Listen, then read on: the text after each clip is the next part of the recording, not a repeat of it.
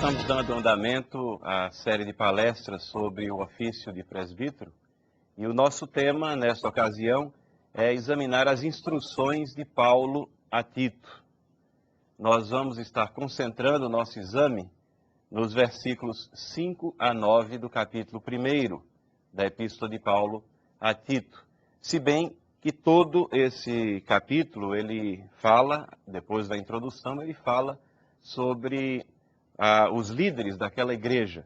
Mas o nosso exame vai ficar resumido a esses versículos 5 a 9. Nesse tempo que nós vamos estar juntos agora, nós gostaríamos, pelo menos, de examinar 3 pontos que se sobressaem desse trecho aqui. O primeiro é que uma estrutura organizada faz parte do propósito de Deus para a igreja. Uma estrutura organizada faz parte do propósito de Deus para a igreja. O segundo é que a estrutura da igreja é baseada em líderes com qualificações pessoais específicas e detalhadas. E o terceiro ponto, que essa estrutura da igreja é baseada em líderes que amam a palavra de Deus. Esperamos tratar de cobrir esses 3 pontos que são muito relevantes aqui dentro desse trecho da palavra de Deus e são muito relevantes para a situação da igreja nos dias de hoje, como foi em todas as eras, e é por isso que está essa diretriz aqui registrada para o nosso aproveitamento e para que nós venhamos segui-la. Tito foi um companheiro de Paulo e toda a evidência que nós temos é que ele foi muito talentoso. Depois de que Paulo foi liberado da prisão de Roma, ele visitou Creta com Tito e talvez outras pessoas estiveram juntas com ele também. Tito foi deixado nessa ilha para organizar e para instruir as igrejas. E a impressão que nós temos de que ele era talentoso é que ele tem uma missão específica, uma missão que era dura, uma situação que era difícil, mas ele tem essa missão confiada a ele por Paulo, e ele também tem um tempo limitado para executar essa missão. Há uma referência lá no capítulo 3, versículo 12, que Paulo vai enviar Ártemas ou Tíquico, não está certo ainda quando Paulo escreve, mas ele diz, quando te enviar, apressa-te a vir. Então, Tito tem uma missão limitada, uma missão específica, uma missão dura, uma missão de estruturação, de organização. Possivelmente ele tinha já essas qualidades, haviam aflorado a sua personalidade, sido observadas por Paulo, e agora ele as utiliza nessa situação específica. A carta a Tito é uma carta pessoal, obviamente, mas não é exclusivamente pessoal.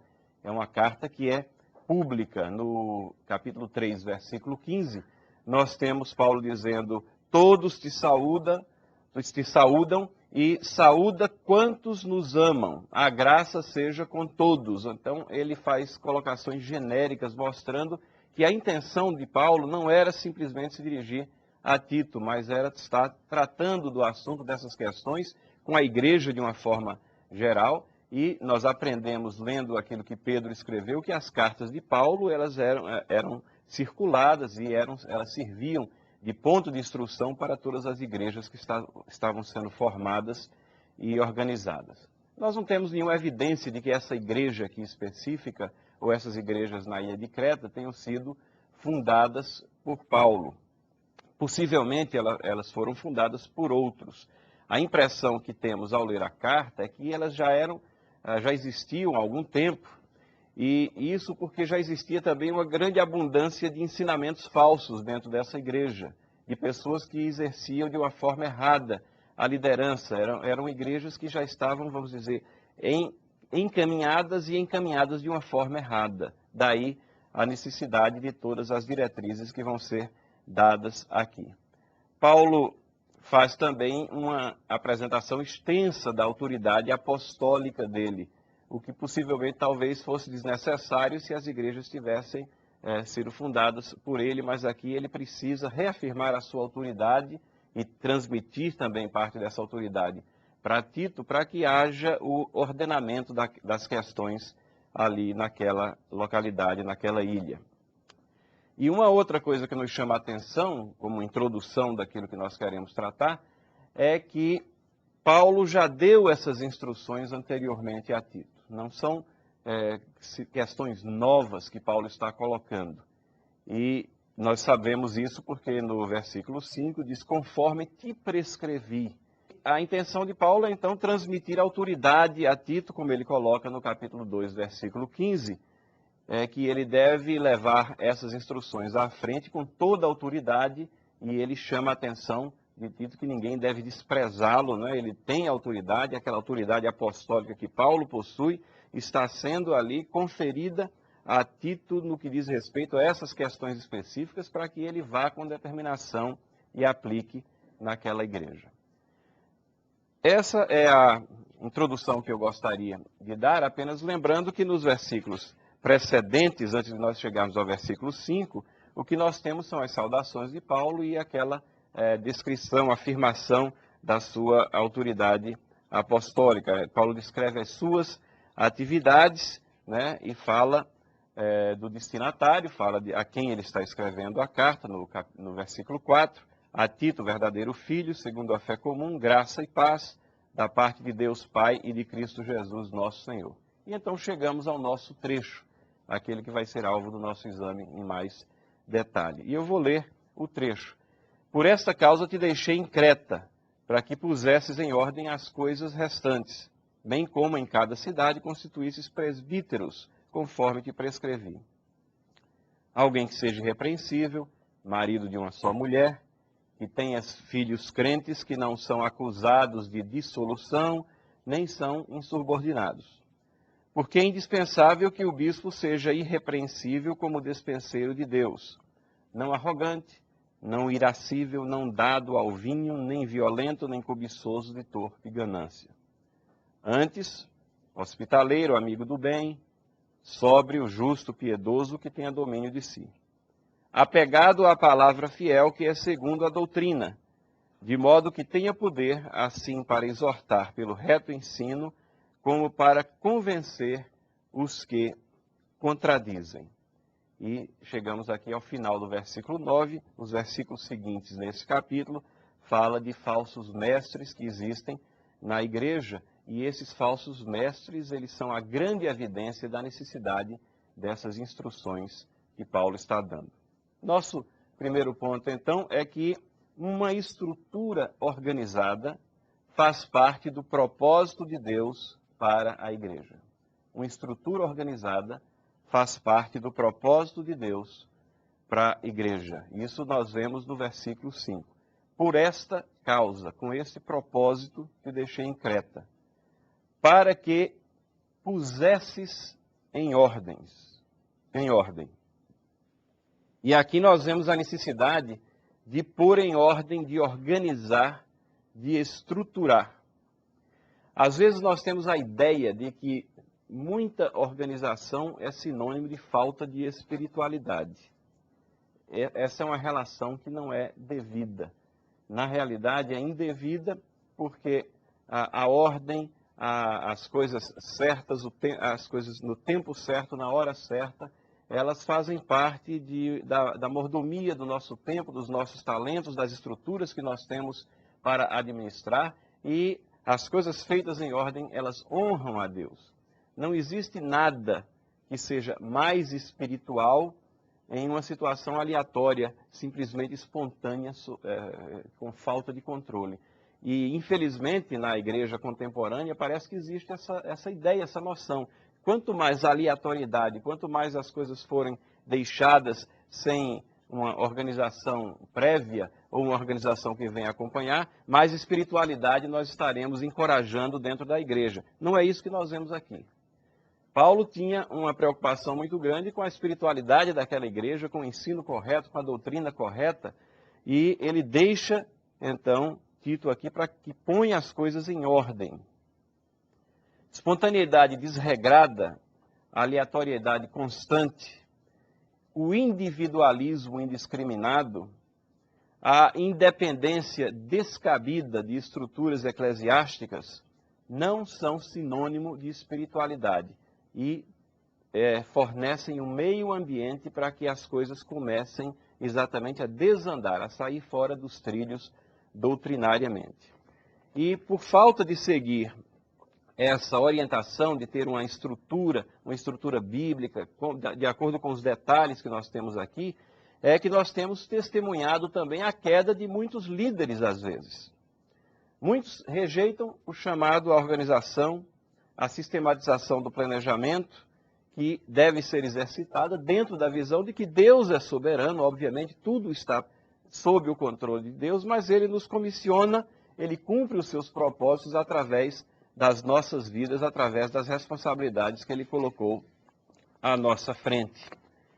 E o que nos chama a atenção aqui é que o presbítero faz parte da estrutura que Deus determinou à igreja. Se Paulo deixou Tito para que ele pusesse em ordem, para que ele estruturasse, chama a atenção, sobressai do texto que o ofício, a pessoa do presbítero, ela está intrinsecamente ligada a essa estrutura que está sendo comissionada a Tito. Hoje em dia, também, nós temos uma ideia de que a organização e a estrutura da igreja, ela não é algo que foi determinado a nós de uma forma muito clara. Há uma ideia de que isso não é importante, não é muito definido. E aí nós começamos a partir para certas experiências, para comunidades que procuram se diferenciar de igrejas, para grupos, formação de grupos que procuram substituir igrejas. Mas a igreja estruturada é uma realidade nas Escrituras. E a nossa Constituição, a Constituição da Igreja Presbiteriana do Brasil, está em harmonia com aquilo que nós encontramos na Palavra de Deus. No capítulo 2º, no artigo 8º, nós lemos: o governo e a administração de uma igreja local competem ao conselho, que se compõe de pastor ou pastores e dos presbíteros. Então fala de uma igreja estruturada, organizada nos moldes que nós conhecemos. Nós não temos nada contra alguma medida, alguma ação que possa ser feita na igreja estruturada para estimular a sua vida espiritual, para enfatizar o estudo individual nos lares, enfatizar o estudo da palavra de Deus. Mas nós achamos que quando nós pensamos que a estrutura é algo aleatório, que qualquer um pode definir a sua estrutura, não é isso que a palavra de Deus ensina. A igreja está estruturada, organizada, e Tito foi deixado aqui para fazer essa estrutura valer, para organizar uma igreja, e não da forma como nós temos vendo proliferar por aí. É importante, então, que nós voltemos à palavra e vejamos quais são as diretrizes. Se Deus tivesse silenciado sobre a estrutura, nós poderíamos considerar isso uma questão de administração interna. Cada igreja vai, se organiza como quer, com a liderança que achar conveniente, de acordo com a situação que esteja atravessando. Se uma igreja desejasse se governar autonomamente, que fosse assim. Se desejasse tratar as questões com as demais, que tratasse. Se desejasse se organizar em células, que se organizasse em grupos de 12, de 15, de 18. Se desejasse ordenar mulheres, que ordenasse. Se desejasse ter 5 tipos de oficiais, que fizesse os 5 tipos de oficiais em vez de 2. Se Deus tivesse silenciado sobre essa questão, a coisa estava deixada, então, à nossa iniciativa. No entanto, quis Deus, na sua sabedoria, por mais que a gente tenha dificuldade de compreensão hoje em dia em seguir essas diretrizes, mas elas estão aqui colocadas, que as igrejas recebessem instruções específicas para a sua estrutura. Paulo fala aqui nesse versículo 5 que Tito tem que colocar em ordem as coisas restantes. Em outras palavras, o trabalho aqui não estava terminado, não estava completado. Para que ele fosse completado, para que ele fosse finalizado, a estrutura tinha que estar presente. E nessas cartas aqui, nas cartas pastorais, na carta a Timóteo, a Tito, o apóstolo faz exatamente isso. Ele dá diretrizes, ele dá diretrizes que estão em perfeita harmonia com a descrição histórica daquilo que nós temos no livro de Atos, que foi acontecendo com as igrejas.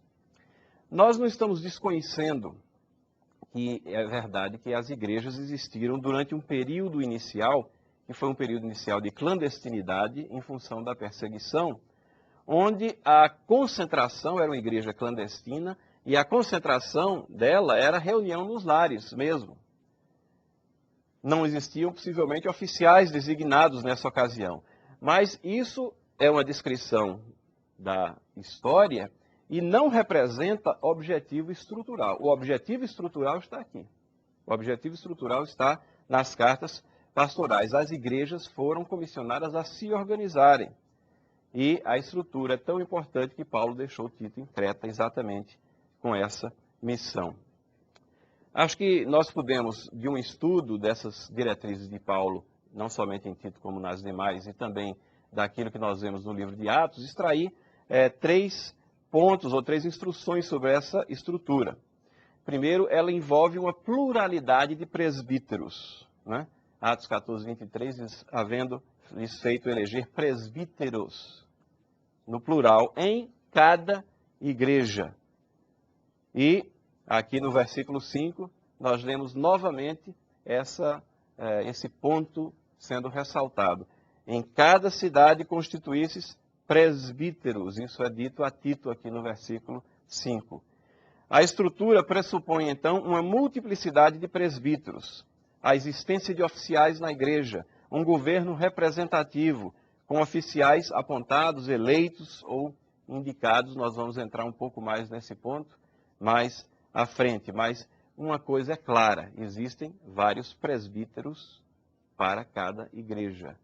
Então, uma igreja que se estrutura e que não considera essa diretriz como procedente de Deus e acha que isso é uma questão administrativa, ela está realmente fora daquilo que foi delineado para nós aqui. Um segundo ponto que sobressai também, com bastante ênfase, é que as igrejas possuem oficiais, presbíteros e diáconos, que são qualificados em detalhes. E esse detalhamento pressupõe uma liderança masculina. Devem ser esposos ou maridos de uma só mulher. Isso está ressaltado tanto em Tito, aqui no versículo seguinte, que nós vamos ver, como também em 1 Timóteo, versículos 2 e 12 do capítulo 3, que foi alvo já de outra exposição. E um terceiro ponto que sobressai sobre a estrutura da igreja, quando nós estudamos tudo aquilo que está escrito, é que a igreja recebeu como exemplo uma forma de resolução de questões doutrinárias pelo método conciliar. Quando existe controvérsia, quando existem problemas, a igreja resolveu esses problemas e deve resolvê-los conciliarmente, tratando no âmbito mais próximo e depois no âmbito mais abrangente com outras igrejas, como nós vemos lá exemplificado no capítulo 15 de Atos. Então são 3 situações, 3 questões que falam diretamente à estrutura da igreja, e o presbítero é importante nessa estrutura. Ela foi estabelecida pelo próprio Deus para o bem da igreja. Nenhum homem, nenhuma organização tem o direito de mudar a estrutura ou as qualificações para os que comporão essa estrutura. Você mudar a qualificação de uma pessoa, achar que ela não é importante, e passar a ordenar pessoas que não se enquadrem nessas qualificações, nós estamos simplesmente descumprindo a palavra de Deus. O versículo 5 diz: por essa causa eu te deixei em Creta, para que pusesse em ordem as coisas restantes, bem como em cada cidade constituísseis. Constituísseis, o termo, a palavra, aqui poderia ser traduzido indicasses, apontasses. E a grande pergunta significa então que não havia eleição? Nós vamos tratar disso também numa palestra específica sobre essa questão mais à frente. Mas não significa necessariamente que eleição é uma forma que está alijada aqui das considerações. A expressão, ela significa indicação para uma posição oficial, para um ofício. Pode ser referida à indicação de um juiz ou de um governador. Nós temos isso em Atos 7:10. A palavra, katistemia, é utilizada para designar a indicação, o apontamento de um juiz, de um governador.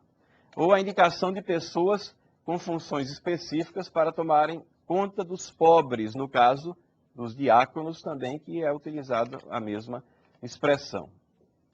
E nessa última menção, que está em Atos capítulo 6, versículo 3, nós vemos que o método utilizado para a indicação foi a eleição. Então vemos que a eleição não está alijada, não é uma coisa que está fora de consideração, simplesmente porque está escrito aqui, constituísseis presbíteros, como se isso Tito fosse fazer individualmente, sem o conselho, sem o consenso, né, de uma assembleia ou dos demais irmãos que compunham aquela igreja. Não está explicitado isso, mas também não está fora de consideração. O texto abriga essa possibilidade. A instrução a Tito ela é representativa do ponto final de um processo, né? E são instruções que haviam sido dadas previamente a ele, porque o versículo diz, conforme que prescrevi, conforme já havia ensinado a você anteriormente. Paulo está formalizando, ele está registrando aquilo que verbalmente já deveria ter sido alvo de vários diálogos, várias instruções, não somente em sermões, não somente em exposições, mas também, possivelmente, no trato coloquial dele com Tito nas viagens. Quantas vezes Paulo não deve ter tratado dessa questão, instruído a Tito e a todos aqueles que o acompanhavam sobre a importância, né, da igreja ser organizada, ser estruturada, de ter uma estrutura. E então ele passa ao segundo ponto, que é a estrutura da igreja, ela é baseada em líderes com qualificações pessoais específicas e detalhadas. Ele não disse organiza de qualquer jeito, ou então acha um líder e não falou como é que deveria ser esse líder. Não, ele vai e passa nos versículos 6 a 8 aqui a dar um detalhamento bastante preciso como devem ser esses líderes. E a primeira coisa que nos chama a atenção aqui nesses 3 versículos é que existe um termo que é repetido e ele parece qualificar tudo o mais que está contido nele. É o termo irrepreensível. Irrepreensível. Esse parece ser um requerimento básico, né? Deve ser irrepreensível, alguém que seja irrepreensível. O que é que significa isso, né? A tradução poderia ser aquele que não pode ser acusado. Significa uma pessoa cujo caráter e conduta estão acima de acusações morais ou espirituais danosas. A gente lê isso aqui e fica meio confuso às vezes. Será que Paulo está ensinando a ausência de pecado? Certamente que não, né? Ele que se colocou como o maior dos pecadores. Ele não era um pregador da possibilidade de ausência de pecado. Ele sabia que nós pecamos, temos que lidar com o pecado tem as suas consequências, nós temos que voltar em arrependimento ao trono de graça. Ele sabia e escreveu muito sobre a fragilidade da natureza humana. Como é que ele, então, coloca esse irrepreensível aqui? Calvino tem uma exposição interessante, ele diz o seguinte: quando Paulo utiliza o termo anaglekton, inculpável, ele não quer dizer um homem que está livre de qualquer falha, porque não poderíamos encontrar tal pessoa, mas alguém que não está marcado por uma desgraça que venha a diminuir a sua autoridade. Ele deverá ser um homem com uma reputação sem mácula. Então, é uma questão de, genericamente observada, a pessoa ela tem uma reputação sem mácula. Antes de nós examinarmos aqui em detalhe, eu acho que também há uma pressuposição de que a pessoa que Paulo está descrevendo a Tito, que deve ser escolhida, ela deve ser uma pessoa que abraça a fé cristã, que foi transformada pela fé cristã. E abraçar a fé cristã né, significa ser irrepreensível em Cristo. Existe um aspecto vicário nessa irrepreensibilidade que nós temos aqui, né? Cristo se fez repreensível por nós. Então, se nós temos a Cristo, se Ele é o nosso Salvador, se a sua salvação foi soberanamente aplicada às nossas vidas pelo Espírito Santo de Deus, então nós somos irrepreensíveis nele. Então há, obviamente, a pressuposição da crença, da conversão. E a mera profissão, apesar da profissão ser necessária, mas ela não é suficiente.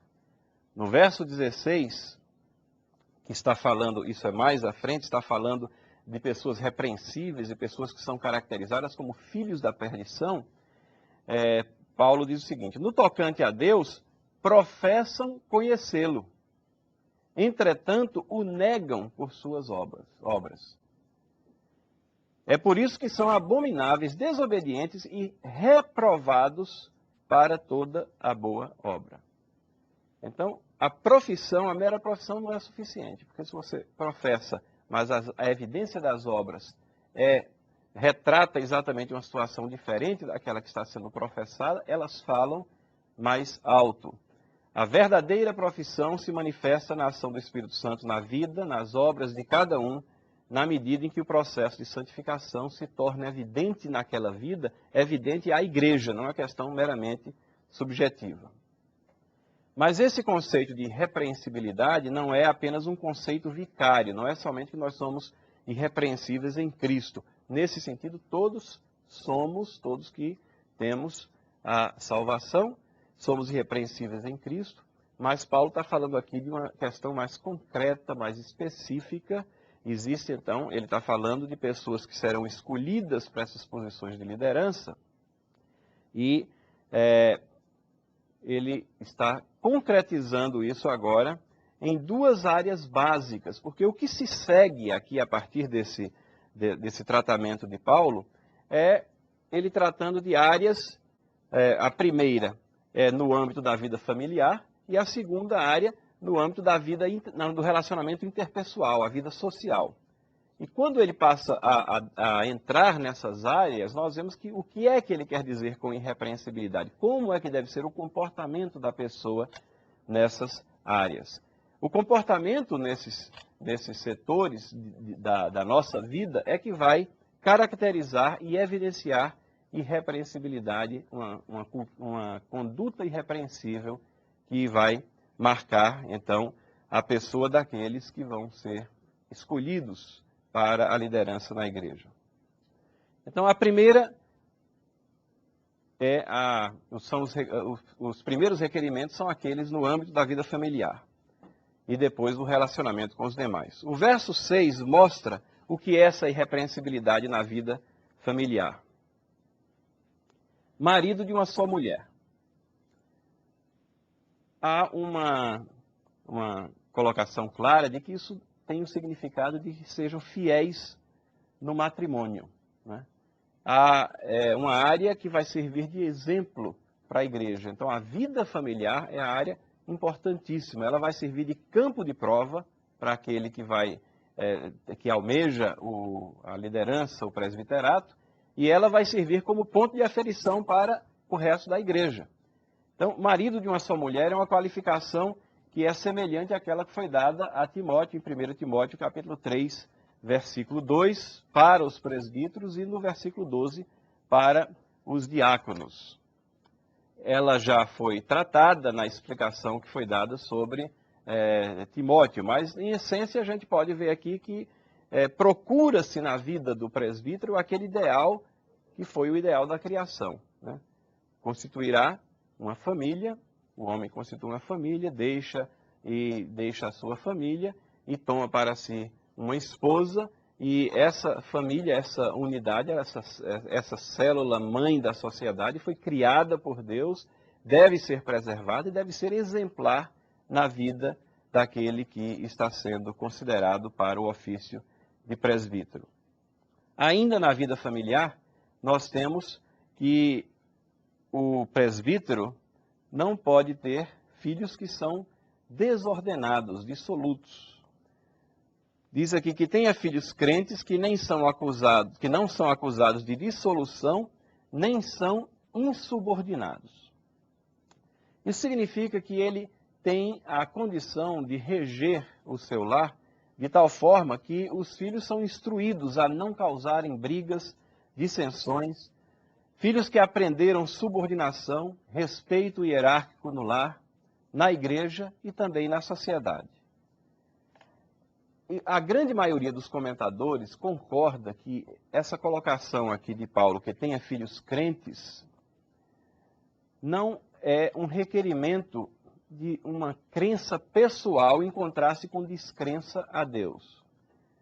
Isso seria uma garantia impossível de ser dada, né? Você penetrar na vida daquela outra pessoa que tem que prestar contas de si mesmo a Deus. Mas está falando de fidelidade. A palavra poderia também termos traduzido aqui, que tenha filhos fiéis, né? Que não são acusados de dissolução. E a questão básica é que a pessoa, o presbítero, o líder, tem que dar evidências claras de que ele rege apropriadamente o seu lar. A passagem paralela na carta a Timóteo, que é o versículo 4 do capítulo 3 da primeira carta, fala de uma criação sob disciplina e respeito. Nós sabemos muitas vezes que há dificuldade com alguns filhos mais do que com outros, mas é muito importante a observação, a verificação, qual é a postura que aquele líder naquele lar tem com relação aos seus filhos. É uma postura relaxada, que ele não se preocupa com a disciplina, com o ensino da subordinação, com o ensino do respeito aos mais velhos, ou é uma postura onde nós observamos que há esse ensino, que há esse empenho, que há a correção, na quebra de disciplina nós vemos a correção subsequente. Então, quando essas coisas acontecem, nós estamos caracterizando que nessa área, no âmbito familiar, aquele líder, aquela pessoa está demonstrando condições, qualificações para ter o mesmo tipo de ensino numa esfera maior, que é a esfera da igreja. Essa é a ideia. A irrepreensibilidade também parte para a área de relacionamento com os demais, nos versículos seguintes, 7 a 8. Diz, é indispensável, e notem a ênfase que é dada por Paulo, ele diz que é indispensável, uma coisa que não pode ser dispensada, que não pode ser ignorada, que não pode ser feito pouco caso, é um requerimento muito claro que ele coloca aqui, que o bispo seja irrepreensível como despenseiro de Deus, não arrogante, não irascível, não dado ao vinho, nem violento, nem cobiçoso de torpe ganância. Antes hospitaleiro, amigo do bem, sóbrio, justo, piedoso, que tenha domínio de si. Paulo explica, então, que o oficial é despenseiro. O que é despenseiro? É administrador, né? O termo ele já fala por si, oikonomos, né? Legislador, guardião da lei na casa de Deus. É aquele que rege a casa de Deus. Ele é dispenseiro aqui de Deus. E 1 Timóteo, capítulo 3, versículo 5, fala igualmente de casa. No caso, lá no versículo 5 do capítulo 3 de 1 Timóteo, fala da casa do próprio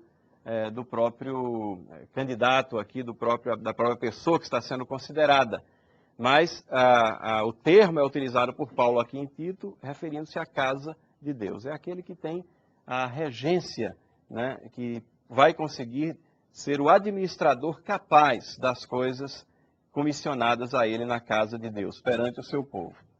E nesses versículos 7 a 8, nós temos alguns nãos e depois alguns sims.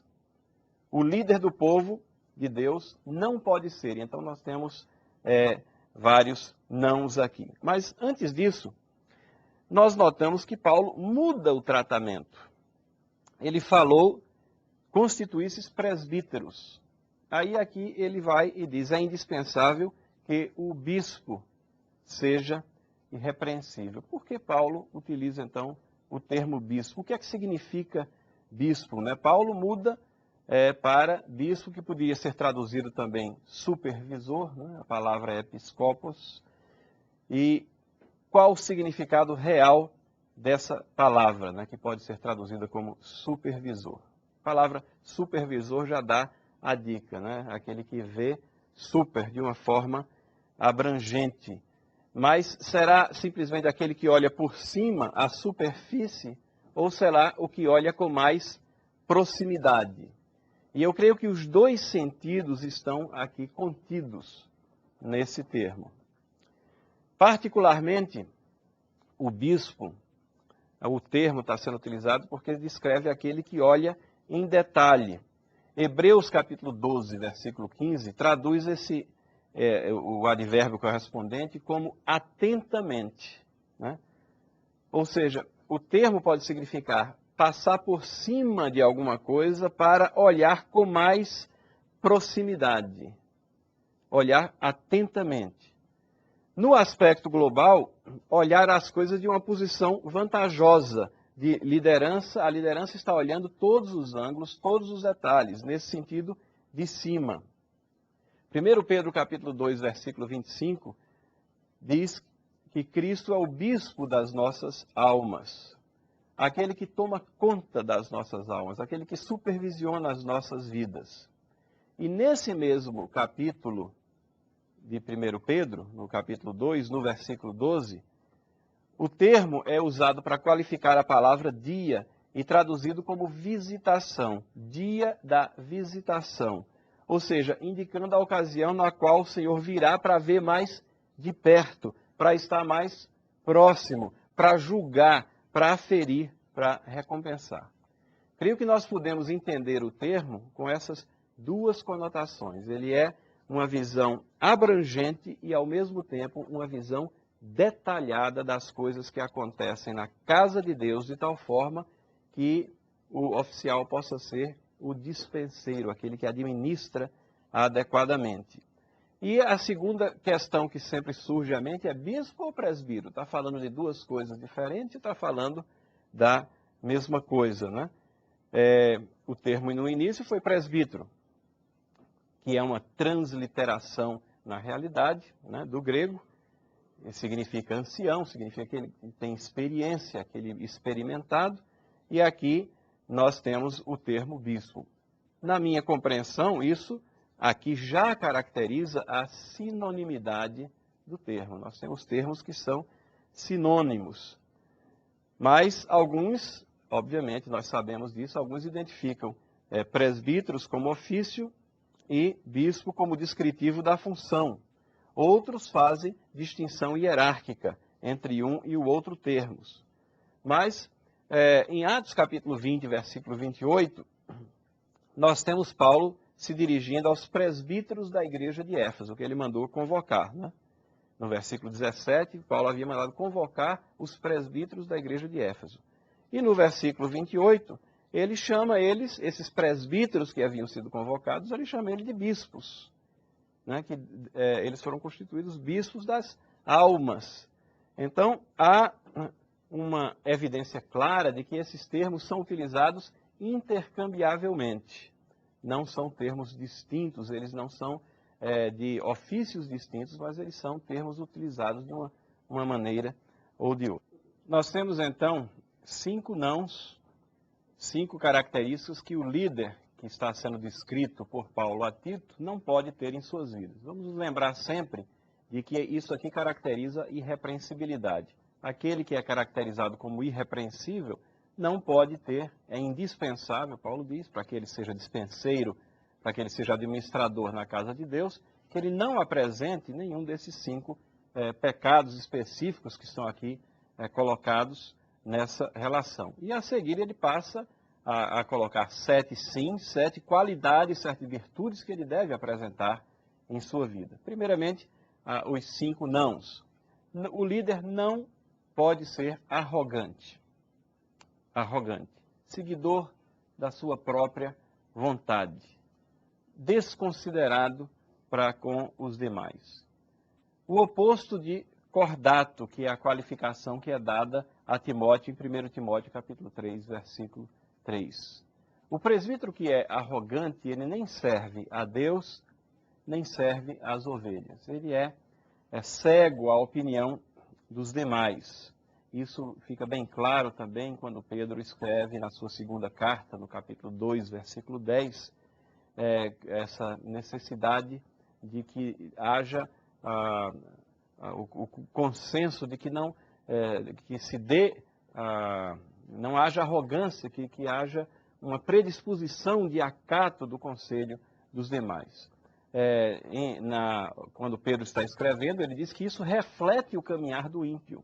O caminhar do ímpio é caracterizado pela arrogância, pela desconsideração a qualquer tipo de hierarquia, de governo, né? Pela desconsideração ao conselho que é recebido de um, de outro, pela fechamento, né, da sua visão, do seu entendimento, da sua mente, achando que sabe tudo, achando que tem todos os ângulos já examinados e nunca está disposto a voltar, principalmente aqui nós estamos falando de voltar à palavra de Deus e ver se as coisas são realmente assim. Aquele que tem a possibilidade até de rever a sua opinião pelo que a palavra de Deus diz, ele mostra a ausência de arrogância, mas o arrogante, ele às vezes defende um ponto, mesmo que a palavra de Deus esteja colocando explicitamente algo muito contrário àquilo que ele defende. Aquela grande questão, eu acho que é assim, e não se preocupa com nada que está ao seu redor. É o primeiro não, não pode ser arrogante. O segundo não pode ser irascível. O que é irascível? Irascível é inclinado à ira. Para que a gente entenda bem, é aquele que é de pavio curto, né?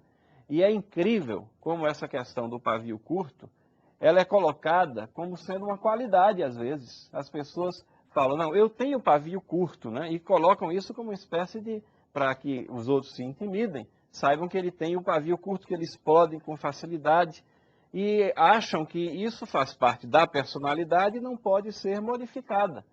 Não, aquela pessoa tem o pavio curto, sim, ela pode até ter sido formada e a sua personalidade formada naquele sentido, e ter uma ira que é despertada com facilidade, mas ela tem o dever perante Deus, se aspira à liderança, e esse é um dever também que, por extensão, ele se aplica aos demais servos de Deus, de controlar o seu temperamento, de dominar as suas reações, não pode ser inclinada à ira, porque o pavio curto é uma característica igualmente destrutiva à igreja.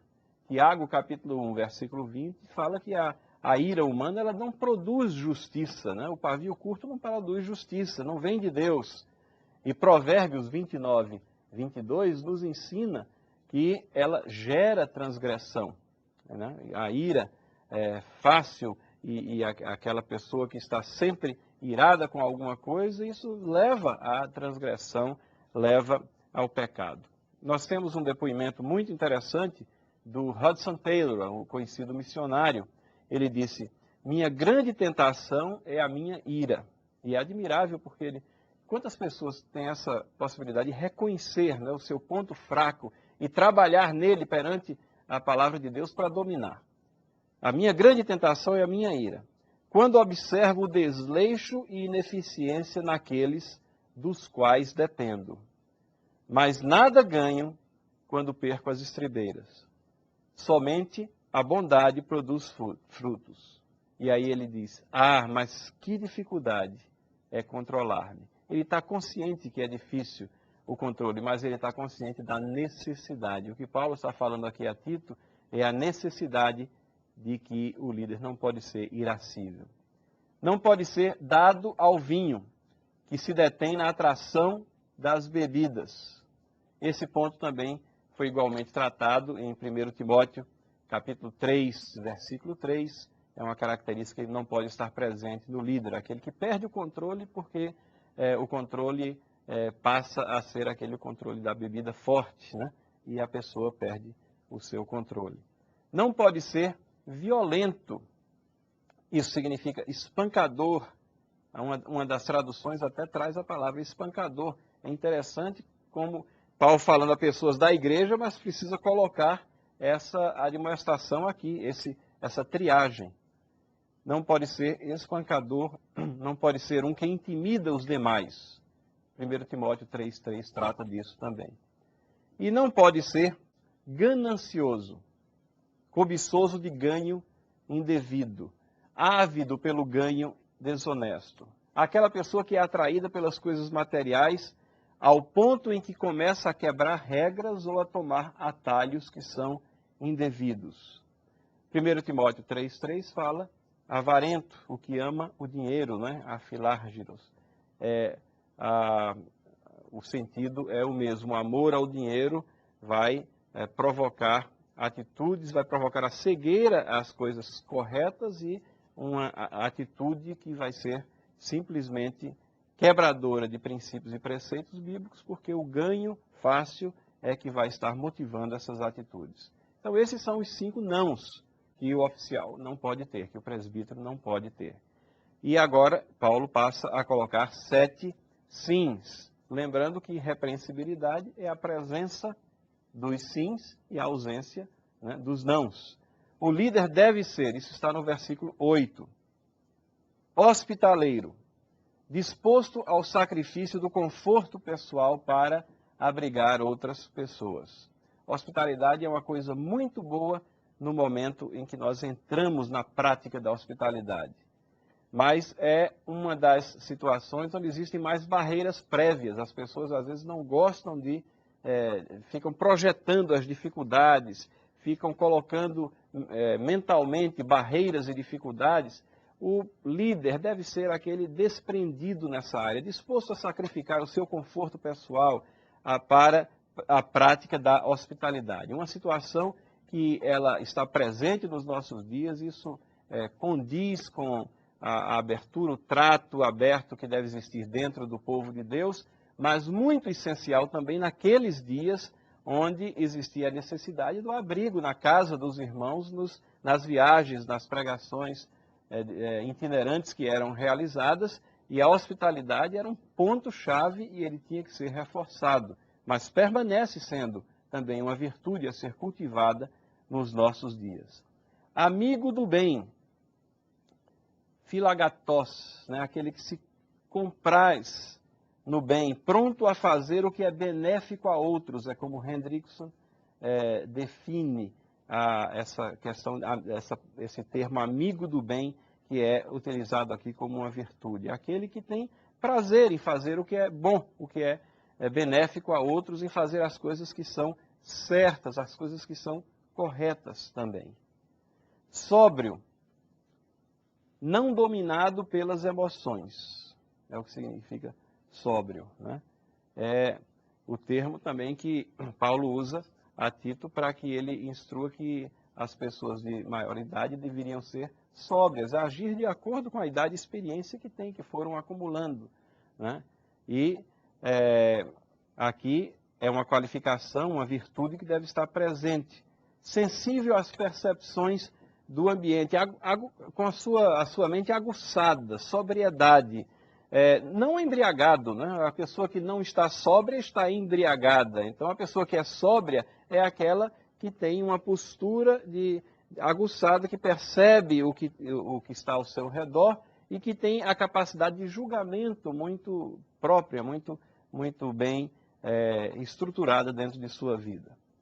Justo, reto, vive de acordo com os padrões de Deus. Piedoso significa direcionado a Deus, compromissado com Deus, que tem devoção, que tem uma vida de devoção. E, finalmente, com domínio próprio, domínio de si. Que tenha domínio de si, é a expressão que é utilizada por Paulo. Autocontrole, né? Temperante, a palavra temperança é muitas vezes utilizada para definir essa virtude, significa autocontrole, aquele que sabe moderar, que não é dominado por coisa alguma, mas que tem as coisas, na realidade, sob o seu domínio, sabe proporcionar bem a sua vida. Então, aquele que evita esses pecados, aqueles 5 pecados, aquele que possui e persegue essas virtudes, é aquele que é caracterizado como irrepreensível. É aquele que deve ser alvo dessa seleção, desse crivo. Mas nós chegamos ao nosso terceiro ponto, que é exatamente uma última qualificação, mas ela é tão importante que a gente está destacando como um ponto específico. E a estrutura da igreja é baseada em líderes que amam a palavra de Deus. De onde é que nós extraímos conhecimento religioso? De onde é que nós extraímos procedimentos pessoais? De onde é que nós extraímos diretrizes para a própria igreja? Da palavra de Deus. Se for da nossa intuição, nós estamos perdidos. E muitos teólogos hoje em dia estão perdidos exatamente por isso. Alguns escreveram recentemente artigos aí muito confusos, tentando descaracterizar a soberania de Deus, e no final colocaram: espero que a minha intuição esteja me guiando no caminho certo.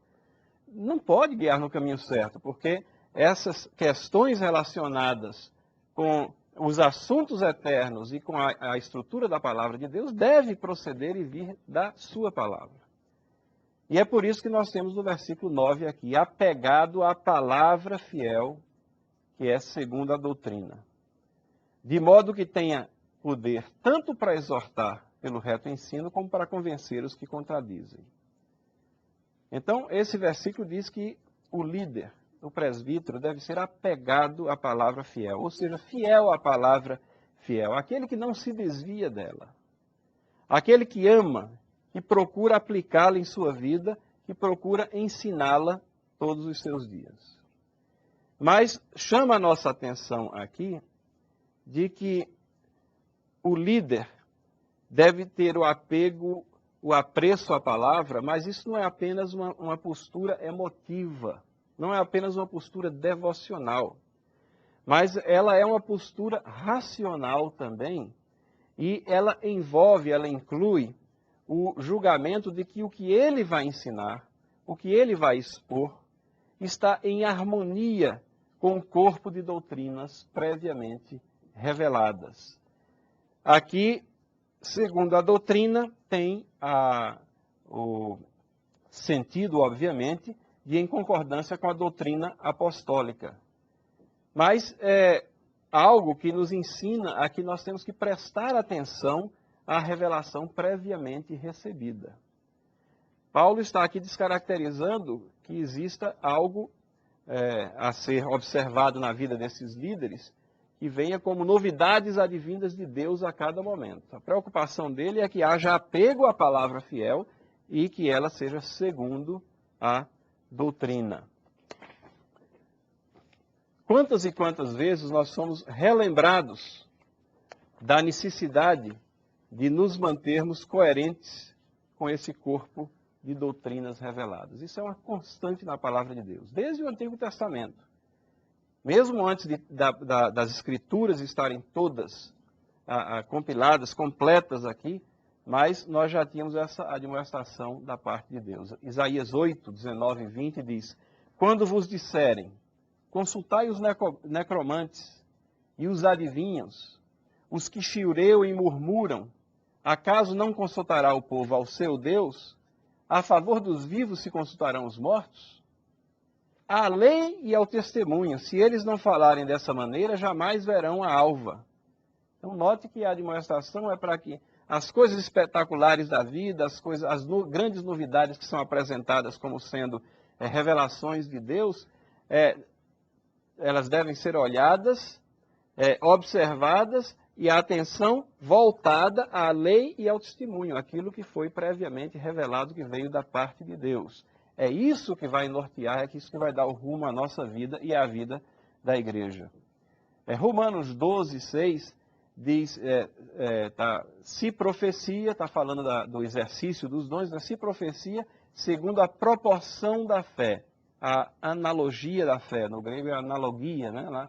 Então, a interpretação desse termo varia, mas uma das interpretações que eu considero bastante adequada é que isso está falando de que a prédica, a pregação, a exposição da palavra, ela deve ser exercitada em analogia, de forma comparativa ao corpo de doutrinas que vem sendo dadas por Deus à sua igreja. E Hebreus, capítulo 5, 12, 1 Pedro 4, 11, Romanos 3, 2, são várias referências que nos falam de que aos judeus foram confiados os oráculos de Deus, né? A expressão oráculos de Deus. Tende novamente necessidade de alguém que vos ensine de novo? Quais são os princípios elementares dos oráculos de Deus?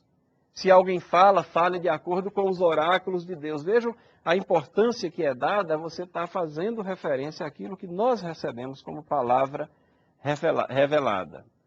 E Atos, no capítulo 20 de Atos, quando Paulo está fazendo exatamente aquele discurso aos presbíteros da igreja de Éfeso, ele ensina que o dever primordial dos presbíteros é proteger a igreja dos falsos mestres. Como é que essa proteção vai ser exercitada? Exatamente pelo apego à palavra fiel, por estarmos nos mantendo em cima dessa doutrina que nós recebemos. E os versículos 10 a 16 do restante desse capítulo falam exatamente de homens rebeldes, cheios de discursos vazios, e a situação dessa igreja era alarmante, porque Paulo diz, existem muitos deles. Existiam muitos falsos mestres dentro daquela igreja. Concluindo, e a conclusão vem desse próprio versículo 9, assim. O versículo 9 diz, de modo que tenha poder. Perceberam como é que nós temos poder dentro da igreja? As pessoas andam ávidas pelo poder. Hoje em dia fala-se de religião do poder. Querem ter poder dentro da religião. E o que Paulo está dizendo a Tito é o seguinte, estrutura a igreja, Tito, da forma como Deus está comissionando e como eu estou colocando para você. Coloca pessoas que sejam fiéis, idôneas, irrepreensíveis. E aqui está um detalhamento muito objetivo para que você possa seguir na estruturação dessa igreja. E seleciona pessoas que sejam fiéis, que amem a palavra de Deus e que estejam ensinando de acordo com a doutrina. Fazendo isso, essas pessoas vão ter poder. Aqui é utilizado dunatos, né, de onde vem a palavra dinamite, né, potência, poder, né? A possibilidade de se traduzir de modo que possa, mas eu acho que a tradução nossa é muito feliz, de modo que tenha poder mesmo. E esse poder vem desse apego à palavra de Deus. E esse poder é para quê? Para exortar pelo reto ensino e para convencer os que contradizem. Então, não há lugar aqui, quando nós lemos essa exposição, para voos independentes, não há lugar para ventos de doutrina, o poder é exercitado pelo reto ensino. Não há lugar para arrogância, né, no sentido de que não, nós representamos uma casta superior de agraciados, nós somos mais inteligentes, mais perceptivos que os demais crentes. O direcionamento de Paulo aqui fala de ter a paciência para exortar e a competência e o esmero necessário para convencer os que discordam. A gente não tem simplesmente que sair empurrando a palavra naqueles que discordam, mas convencer pelo reto ensino. Da mesma forma como Paulo arrazoava e demonstrava as verdades do Evangelho, nós lemos isso em Atos 17, né? E da mesma forma como ele escreve aos Colossenses, no capítulo 4, versículo 6, que a palavra deve ser temperada com sal, tudo isso faz parte do trato, da forma de convencimento, de ensino que deve estar na pessoa do líder de Deus. Espero que essas palavras de Paulo possam servir de instrução e de guia, de diretriz, para que a igreja nossa contemporânea demonstre, né, o poder de Deus nas nossas igrejas, através da estrutura que ele mesmo colocou para elas.